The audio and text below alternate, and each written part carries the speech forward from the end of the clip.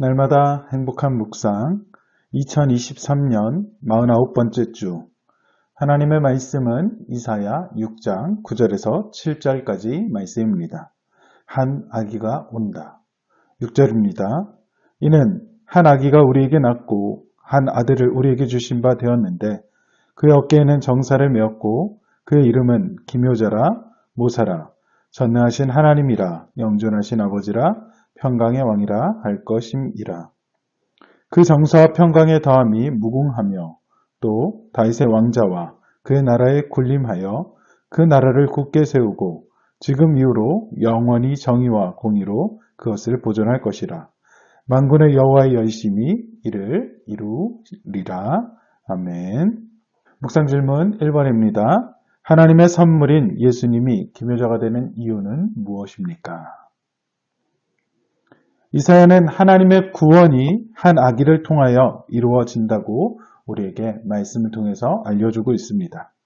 한 아기가 우리에게 낳고 하나님의 섭리 가운데 한 아기가 태어나는데 하나님의 아들이라고 거창하고 화려하게 이 땅에 오신 게 아닙니다. 우리와 같이 평범하게 오셨고 우리와 같이 삶을 살다가 하나님의 뜻 가운데 하나님께로 가신 것을 의미하고 있죠. 그 어깨에는 정사를 메었다. 압제자의 멍에가 꺾이고 그 대신에 아들의 어깨에는 정사, 곧 통치권이 주어집니다. 이 아기는 육신을 입고 태어났지만 신적 권능을 받은 존재입니다. 기묘자, 모사, 전능하신 하나님, 영존하신 아버지, 평강의 왕 이러면서 기존의 왕들과 구별되는 분임을 우리에게 알려주고 있죠. 그 이름 속에는 우리들에게 주어진 은혜의 선물이 담겨져 있습니다. 그 첫 번째 이름이 바로 기묘자인 것이죠.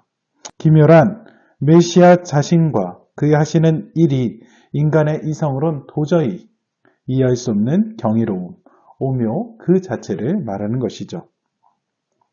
예수님께서 회당에서 가르쳤을 때 예수님의 말씀을 듣던 서기관들이 말했던 그것과 차원이 달랐음을, 다른 것에 완전히 압도되었음을 우리는 마태복음의 말씀을 통해서 알 수 있습니다. 이처럼 말씀이 육신이 되어서 이 땅 가운데 오셔 말씀을 전하시니 예수님의 말씀의 반응이 다를 수밖에 없습니다. 전하시는 그 말씀이 우리의 잠자던 영혼을 깨우게 된 것이죠. 그 말씀을 듣는 사람들의 마음이 뜨거워졌습니다. 예수님은 언제나 성령 충만하셨기 때문에 그저 놀랍다라고 말할 수밖에 없는 거죠. 전하신 말씀뿐 아니라 예수님의 탄생, 사역, 죽음, 부활, 승천 이 모든 것이 놀라울 뿐입니다. 보라 처녀가 잉태하여 아들을 낳을 것이니 이사야 7장 14절의 말씀, 이 땅에 오셨던 그 예수님의 그 모습, 죄가 있어서는 안 되기 때문에 죄가 없는 처녀의 몸을 통해서 이 땅에 성령으로 잉태하셨습니다. 동정녀의 탄생 또한 사람들에게 그런 경이로움을 제공하지 않았습니까? 어떻게 죽은 자가 다시 살아납니까? 예수님의 부활은 기묘하다라고 밖에 표현할 수가 없습니다. 그래서 메시아로 오신 우리 예수님, 우리는 기묘자라고 부르게 되는 것이죠. 묵상 질문 2번입니다. 하나님의 선물인 예수님을 모사라 하는 이유는 무엇입니까? 예수님의 또 다른 이름은 모사지요. 모사. 세상에 어떤 이보다 탁월한 지혜를 가졌다라는 뜻입니다. 또한 상담자라는 뜻도 가지고 있습니다. 우리 주변에 많은 상담자들이 있습니다.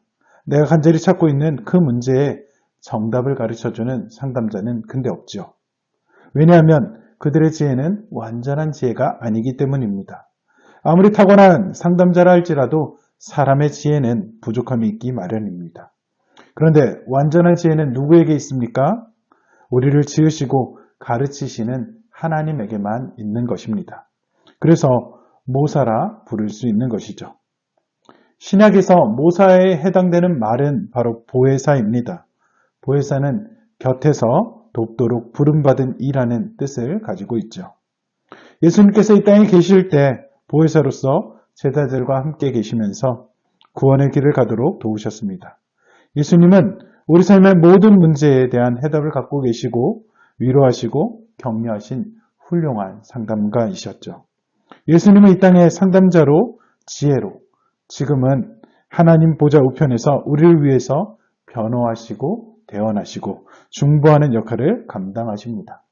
예수님이 승천하신 이후로는 성령 하나님께서 우리들과 함께 계시며 조언자의 역할을 감당하고 계시죠. 그래서 인생의 소중한 답을 얻기 위해서 우리의 모사가 되시는 예수님께 나아가면 되는 것입니다. 묵상 질문 3번입니다. 하나님의 선물인 예수님을 전능하시고 영존하시다 하는 이유는 무엇입니까? 전능하신 하나님, 이것은 우리에게 메시아의 본질에 대해서 알려주고 있습니다. 예수님은 세상에서 언급하는 위대한 인물들 중에 한 분이 아닙니다. 그는 평범한 인간의 모양으로 오셔서 고운 모양도 없고 풍채도 없은즉 우리의 보기에 흠모할 만한 아름다운 것이 없지만 본질적으로 하나님이시죠. 그처럼 우리가 믿는 이 하나님, 이 예수님을 전능하다라고 우리는 말할 수 있는 것이죠. 영존하신 아버지라는 표현은 또 그가 영원한 보호자로 임하실 것을 의미합니다. 헬라어로 중생이라는 이 단어는 다시 태어난다라는 뜻도 있지만 위로부터 난다라는 뜻도 있습니다. 즉 우리가 예수님을 믿고 구원받는 것은 하나님의 은혜로 되었다는 뜻이죠. 우리는 하나님으로부터 태어난 사람들입니다. 메시아는 하나님의 대리자로서 하나님의 아들이지만 백성을 돌보는 아버지와 같습니다. 아버지가 아들을 계속해서 사랑하고 아껴주듯이 하나님은 우리 곁을 떠나지 않고 권위와 사랑으로 자녀들을 영원히 보존하시는 거죠. 우리의 부족함과 연약함에도 불구하고 하나님의 자녀라는 이 사실 때문에 끈질긴 사랑으로 붙들어 주시고 우리의 삶을 채워주시는 것입니다. 하나님의 아들이고 인류의 구원자로 오신 예수님은 오늘도 연약한 우리에게 찾아와서 우리의 마음의 변화를 일으키십니다. 그래서 빛 대신 예수님을 우리는 만나야 합니다.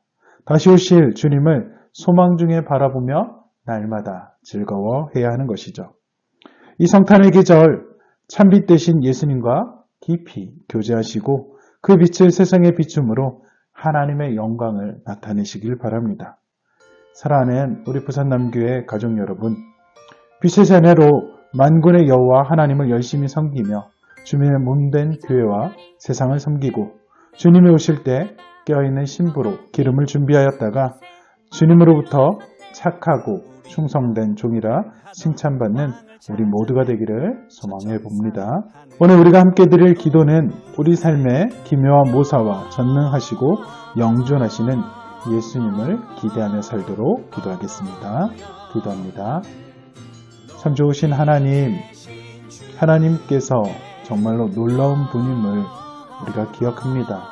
탄생부터 부활까지 또한 그 사역에 있어서도 늘 놀라움을 우리에게 보여주셨던 그 하나님께서 이 땅 가운데 참 사람의 모습으로 오셔서 우리의 좋은 상담자가 되어주시고 조언가가 되어주시고 뿐만 아니라 이 하나님께서 전능하시고 영원토록 우리와 함께 하시는 이 사실을 성탄의 계절에 우리가 믿고 온전히 의지하며 그 삶을 살아내어 세상 가운데도 이 좋은 소식을, 이 기쁜 소식을 전하는 우리 모두가 되도록 하나님께서 은혜 베풀어 주시옵소서. 언제나 함께 하시며 우리를 돌보시는 예수님의 이름으로 기도드립니다. 아멘.